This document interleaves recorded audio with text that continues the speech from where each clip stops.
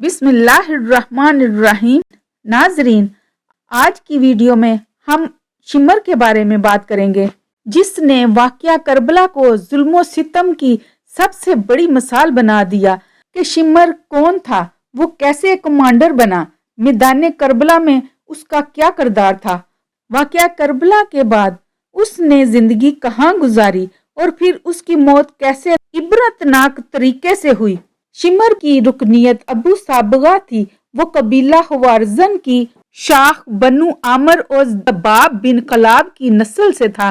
شمر کے والد کا نام شرجیل بن اوز بن عمرو تھا، لیکن شمر پکارا جاتا تھا، جس کی وجہ یہ تھی کہ وہ عربوں میں پہلا شخص تھا جس نے سب سے پہلے زرہ پہنی تھی، جو کہ اسے ایران کے بادشاہ نے دی تھی۔ شروع میں شمر شیر خدا دماد مصطفیٰ حضرت علی کے ماننے والوں میں تھا، لیکن بعد میں وہ آپ کے خلاف ہو گیا۔ شمر تابعین میں سے تھا۔ شمر ہی وہ شخص تھا جس نے 51 ہجری میں صحابی رسول حجر بن عدی رضی اللہ تعالیٰ عنہ کو جھوٹی گواہی دے کر گرفتار کروایا تھا۔ 60 ہجری میں حضرت مسلم بن عقیل نواسہ رسول حضرت امام حسین کے سفیر بن کر کوفہ میں گئے۔ حضرت مسلم بن عقیل کی آمد کے بعد یزید نے عبید اللہ ابن زیاد کو کوفہ کا گورنر بنا دیا، تو عبید اللہ ابن زیاد نے شمر کو، جو کہ اس وقت ایک سپاہی تھا، اس کو ایک کمانڈر بنا دیا اور حضرت مسلم بن عقیل کے حامیوں کو منتشر کرنے کی مہم پر لگا دیا۔ شمر نے کمان ملتے ہی مسلمانوں پر فتنہ انگیزی کا الزام باندھے اور ان کو سپاہی کی مدد سے خوف زدہ کیا، اور پھر ابن زیاد کے حکم سے ہی حضرت مسلم بن عقیل کو شہید کر دیا گیا۔ 61 ہجری محرم میں جب نواسہ رسول صلی اللہ علیہ وسلم کربلا پہنچے تو اس وقت کربلا میں کوفی فوج کا سپہ سالار عمر بن سعد تھا، جو کہ خون ریزی سے بچنے اور جو پرامن راستہ تلاش کرنے کے در پہ تھا۔ ادھر کوفہ کے گورنر عبید اللہ ابن زیاد کو شمر نے جنگ کے لیے اکسایا، اور بالآخر 9 محرم 61 ہجری کو شمر 4000 سپاہیوں کا لشکر لے کر عمر بن سعد کے پاس کربلا پہنچا۔ شمر اپنے ساتھ عمر بن سعد کے لیے کوفہ کے گورنر ابن زیاد کا دمکی امیز خط لے کر پہنچا۔ خیر، عمر بن سعد نے خط پر عمل کرنا شروع کر دیا کہ یا تو نواسہ رسول حضرت امام حسین بیعت کریں یا پھر جنگ۔ شمر کربلا میں سپاہیوں کا امیر مقرر ہو گیا۔ چونکہ شمر حضرت عباس علمدار کی والدہ ماجدہ ام البنین کے قبیلے سے تعلق رکھتا تھا، اس لیے اس نے حضرت عباس علمدار کو پیشکش کی کہ وہ اور ان کے بھائی کربلا سے چلے جائیں تو ان کو گورنر ابن زیاد کی پناہ دے دی جائے گی۔ جب حضرت عباس نے امان نامہ پکڑا تو اس کے 2 ٹکڑے کرتے ہوئے فرمایا، میں اور میرے بھائی نواسہ رسول صلی اللہ علیہ وسلم سے بغاوت ہرگز نہ کریں گے۔ ہمت ہے تو میرے سامنے آ کر مقابلہ کرو۔ یوم عاشورہ کے دن جب حضرت امام حسین نے اہل بیت سے متعلق احادیث بیان کرنا شروع کی تو شمر نے ہی آپ کی بات کاٹی، جس کا منہ توڑ جواب حضرت حبیب بن مظاہر نے دیا۔ یہی وہ بدبخت تھا جس نے 9 محرم کی رات 200 سپاہیوں کے ساتھ خیموں پر حملہ کیا۔ جب حضرت امام حسین میدان میں آئے تو شمر ہی تھا جس نے فوجیوں کو حکم دیا کہ دور سے ہی یک بارگی سے تیروں کی برسات کرو، کیونکہ ہم شیر خدا کے شیر کا مقابلہ نہ کر سکیں گے۔ اکثر روایات میں آتا ہے کہ حضرت امام حسین کو شہید کرنے والا شمر ہی تھا، اور اسی نے بعد میں ان کے جسد مبارک پر گھوڑے بھی دوڑائے۔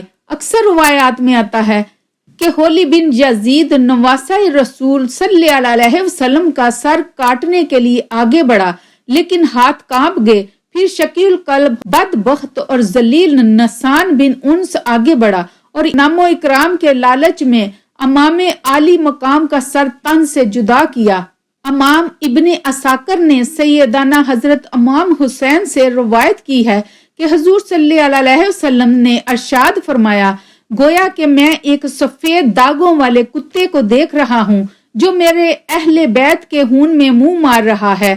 اسی طرح محمد بن عمرو سے روایت ہے کہ ہم سیدنا حسین کے ساتھ کربلا میں موجود تھے کہ جب شمر کا سینہ ننگا ہوا تو نواسہ رسول فرمانے لگے، رسول اللہ صلی اللہ علیہ وسلم نے فرمایا تھا کہ گویا میں اس سفید داغوں والے کتے کی طرف دیکھ رہا ہوں جو میرے اہل بیت کے خون میں منہ مار رہا ہے، اور وہ شمر ہی تھا جو برس کے داغوں والا تھا۔ شہادتوں کے بعد 11 محرم کو عمر بن سعد اور شمر 72 شہیدان کربلا کے سر لے کر کوفہ ابن زیاد کے دربار پہنچے، جہاں سے ابن زیاد اس قافلے کو شمر اور اس کے ساتھیوں کے ہمراہ دربار یزید کے لیے شام روانہ کرتا ہے، جہاں بہت سے دل خراش واقعات اہل بیت الاطہار کے ساتھ پیش آتے ہیں۔ اس کے بعد یزید اسیران کربلا کو مدینے بھیج دیتا ہے۔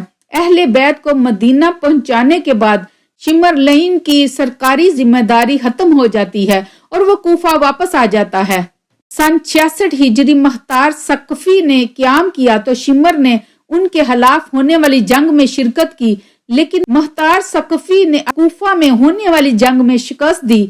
مختار ثقفی نے ارادہ کیا تھا کہ وہ کربلا کی جنگ میں شریک ہر یزیدی کمانڈر کو قتل کر دے گا اور اہل بیت کے پاک گرانے کا بدلہ لے گا۔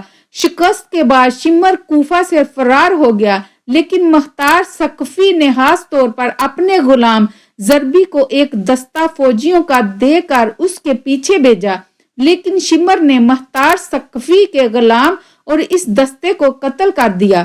پھر مختار ثقفی خود اس مہم میں نکلے اور شمر کو گھیر کر اس کو قتل کر دیا۔ اس کا سر گردن سے اتار کر کالا کر کے نیزے پر لٹکا کر پورے کوفہ میں گھمایا گیا اور اس کے دھڑ کو پہلے کھولتے ہوئے تیل کی دیگ میں ڈالا گیا اور پھر کوفہ کے بازار میں جنگلی کتوں کے آگے ڈال دیا، اور پھر شمر کا سر محمد بن حنفیہ کے پاس مدینہ بھجوا دیا گیا، جنہوں نے نواسہ رسول صلی اللہ علیہ وسلم حضرت امام حسین اور اہل بیت کو شہید کیا۔ ان کا انجام یہ ہوا اور وہ سب کے سب بے دریغ قتل کر دیے گئے، جن میں سے کچھ کے سر کاٹ دیے گئے اور ان کے جسم کو کتوں کے آگے پھینکا گیا اور ان کی اینٹ سے اینٹ بجا دی۔ بے شک اللہ پاک بہتر حساب کرنے والا ہے۔ یہ وہ لوگ تھے جن کا انجام اس دنیا میں بھی بدترین ہوا اور یقیناً قیامت میں یہ بدترین عذاب کے مستحق ہیں۔ اللہ تعالی ہم سب کے دلوں کو بھی اہل بیت کی محبت سے منور کر دے، آمین ثم آمین۔